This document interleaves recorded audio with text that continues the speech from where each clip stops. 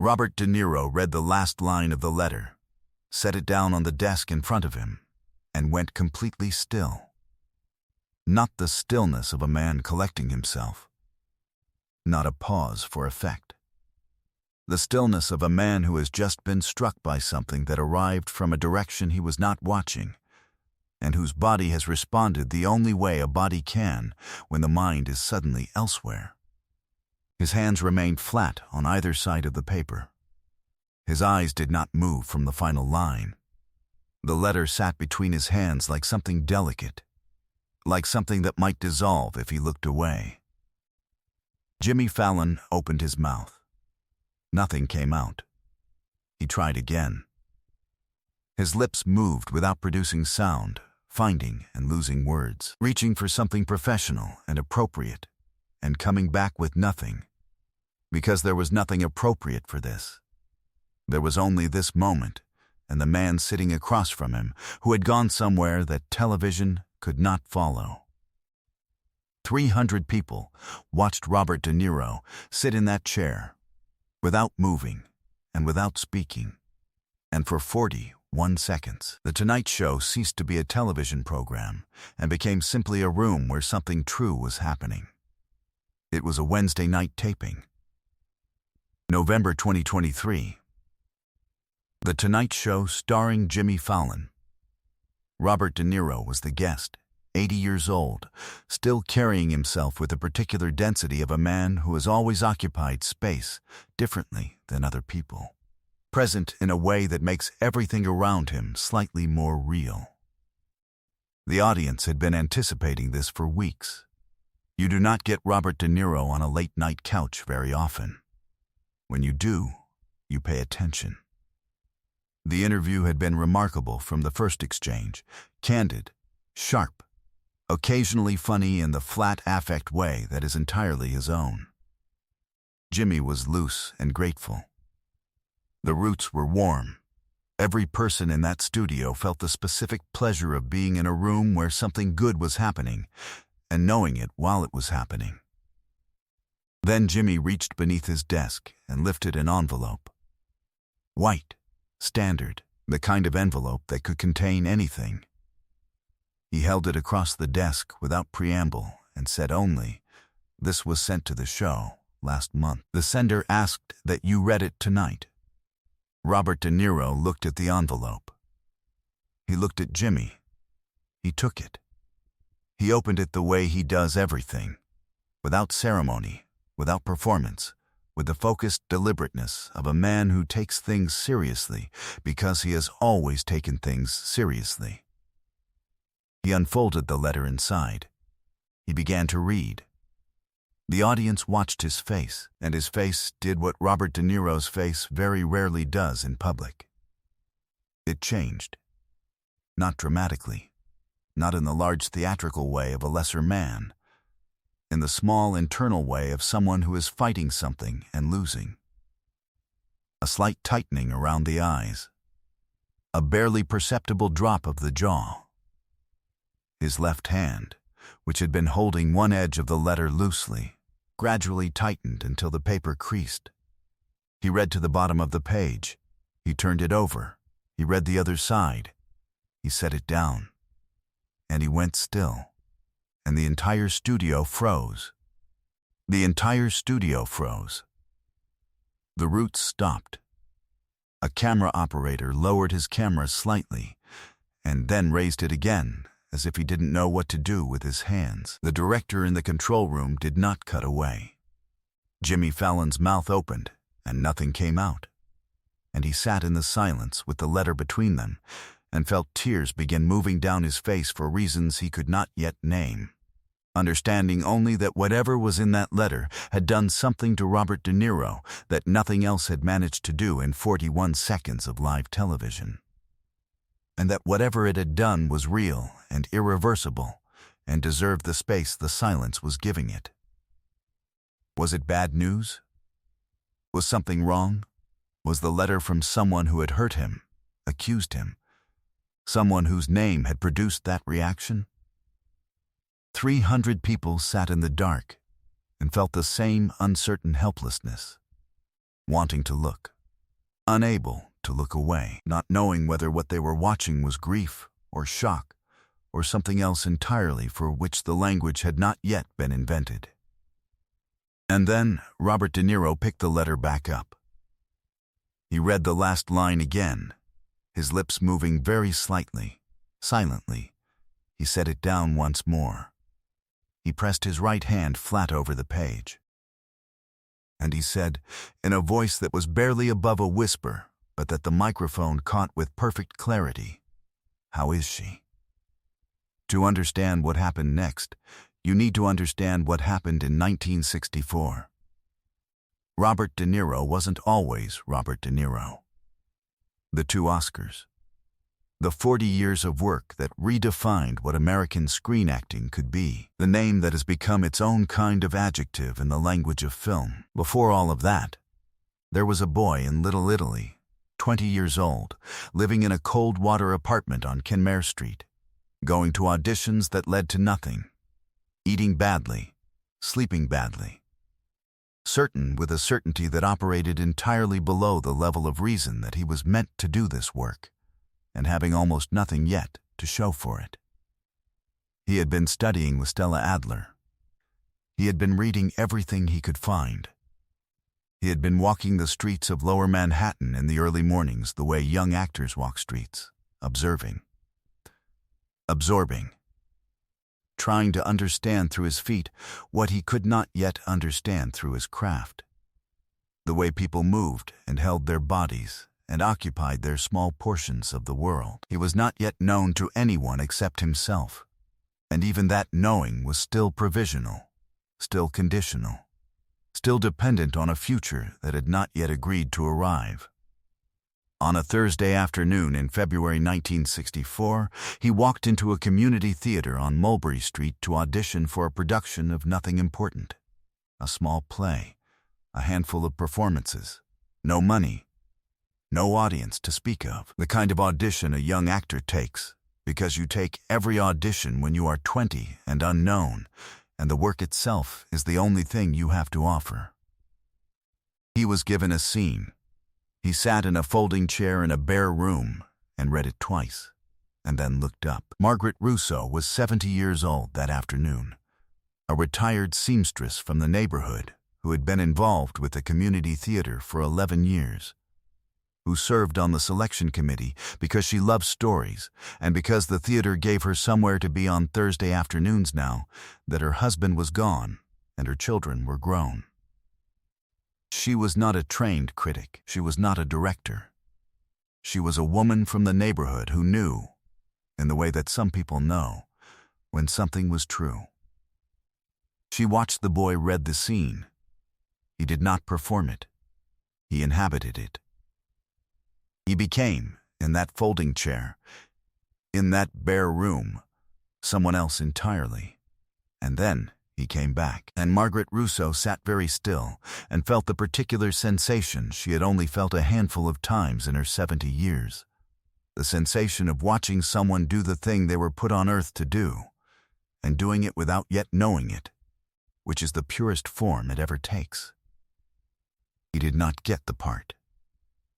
The director gave it to someone older, someone with more stage experience, someone whose voice carried better in the small room. Robert De Niro thanked the panel and stood to leave, and Margaret Russo stopped him at the door. She said, "Don't let them discourage you."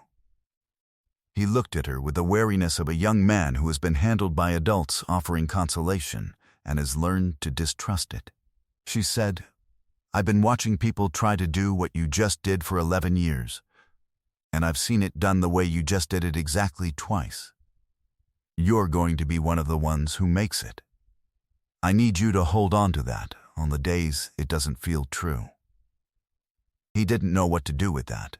He nodded, and he left. He walked back up Mulberry Street in the February cold, and he turned it over in his mind, and he felt, very quietly, the way you feel when something you have always believed but could not prove is confirmed by someone who had no reason to lie to you.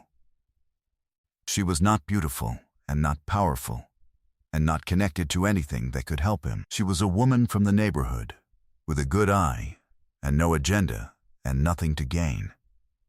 That was exactly why it landed the way it did. He never forgot her name. He carried it the way you carry certain names, not obsessively, not constantly, but in that specific drawer of the memory that never fully closes. The one you open when things are hard, or when you are trying to remember who you were before the world told you who you were.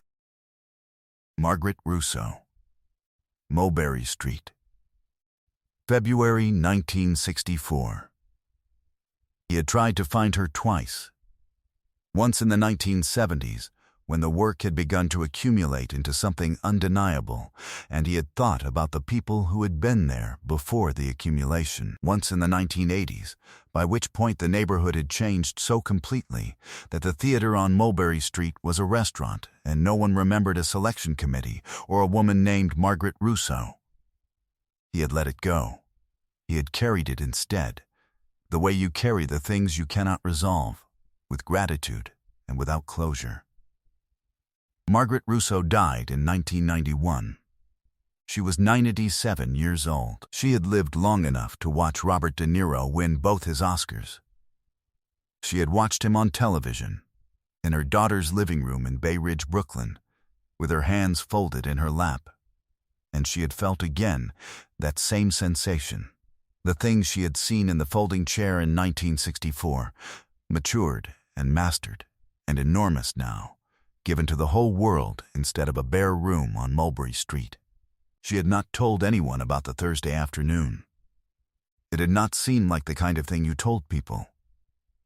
It had seemed like the kind of thing that belonged to the two people who had been present for it. Her daughter had known. Margaret had mentioned it once, years later, in the way she mentioned things that mattered, plainly, without drama. I saw Robert De Niro before he was Robert De Niro. I told him he was going to make it. I think about that sometimes. Her daughter had written it down, because her mother said things worth writing down, and the note had sat in a shoebox with other written down things for more than 30 years. The daughter was 78 now. She was not well. Her own daughter, Margaret Rousseau's granddaughter, had found the note while helping sort through her mother's home, and had understood in a single clear moment that it needed to go somewhere before the last person who remembered it was gone. She had found an address for a production company. She had written a letter. She had told the whole story, plainly, the way her grandmother would have told it, without embellishment and without expectation. The letter had arrived on a Tuesday. It had been opened by a junior assistant who had read it and sat with it for a long moment, and then walked it to someone more senior and said, "I think this needs to be seen." Behind the scenes, Robert De Niro had made a decision that defied every producer's expectation. He had called the show directly, not his publicist, not his manager, directly, after receiving the letter through his own team, who had been forwarded it from the Tonight Show production office. He had said 3 things. He wanted the letter read on air. He wanted to read it himself, without knowing in advance exactly what was in it, beyond the fact of who it was about. And he wanted to know whether the granddaughter was willing to be there that night, in the audience, if she chose to be. She had chosen to be. She was seated in the 4th row. She had driven from Bay Ridge that morning, and she had sat in the audience with her hands folded in her lap the way her mother had described her grandmother's sitting, and she had watched Robert De Niro read her grandmother's name for the first time in a room that held 300 strangers, and she had wept without making a sound. When Robert De Niro said, "How is she?" Jimmy Fallon found his voice. "She passed," Jimmy said softly, "in 1991. But her granddaughter is here tonight." Robert De Niro looked up. He scanned the audience with the directness that has always defined him, the way he looks at things, fully, without softening the focus. And then he found her. 4th row. She was standing. She did not know she had stood up. Her body had made that decision without consulting her. He stood. He picked up the letter from the desk. He walked off the stage and into the audience, and he stood in front of her, and for a moment neither of them spoke. But this is the moment no one in the studio and no one watching at home ever saw coming. He held the letter out to her with both hands. She shook her head. Her voice, when it came, was very steady. She wrote it to you. It was always yours. He looked at the letter. He looked at her. He folded it once precisely along its original crease, and he placed it in the breast pocket of his jacket, directly over his heart. His hand remained there a moment. "She was right," he said. His voice was flat and low and entirely controlled, the voice of a man who has decided that composure is the only adequate tribute. What she saw in that room. She was right. And I have spent 60 years not being able to tell her. She knew, the granddaughter said. She watched you, every film. She knew. Tell me about her. His voice dropped. Tell me who she was. And she did. Standing in the fourth row of the Tonight Show studio, with 300 people holding absolutely still around them, she told Robert De Niro about Margaret Russo, about the seamstress's hands, about the garden in Bay Ridge in summer, about the way she had talked about stories, about why they mattered, about what it meant to watch a person become who they were always going to be. She talked for 4 minutes. Nobody moved. Jimmy Fallon stood at the edge of the stage with both hands pressed together and his head bowed, tears falling onto the stage floor, not making a sound. The Roots began to play, very softly, something without a name, something that filled the room without interrupting it, because Questlove understood what the room needed and gave it that instead of silence or noise. Robert De Niro listened to every word. He did not move. He did not look away from her face. When she finished, he nodded once, slowly, with the weight of a man who has just received something he will spend the rest of his life being grateful for. She changed the direction of a life, he said finally. She never knew how far it went. She knew far enough, the granddaughter said. 300 people rose as one. Margaret Russo's letter is framed now, in a place Robert De Niro has not spoken publicly about. Her granddaughter received a handwritten note from him 3 days after the taping, 4 sentences, the last of which read, "Your grandmother saw something true in a bare room on a Thursday afternoon in 1964. And I have been trying to be worthy of it ever since." Jimmy Fallon has said in interviews that the 41 seconds when Robert De Niro sat in silence after reading the letter are the 41 seconds he thinks about most, when he thinks about the years he spent behind that desk. Not the celebrity moments, not the musical numbers, not the games, but those 41 seconds when the studio stopped being a studio and a room full of strangers remembered simultaneously that none of them were strangers at all. The Community Theater on Mulberry Street has been a restaurant for 40 years, and before that it was something else. And before that it was a bare room with folding chairs, where a woman from the neighborhood with a good eye and nothing to gain looked at a 20-year-old boy and decided, with the quiet authority of someone who simply knows, that she was going to tell him the truth. Some rooms hold more than they were built for. Some Thursday afternoons change everything. And some people see the whole of what a person will become long before the person themselves has any right to believe it.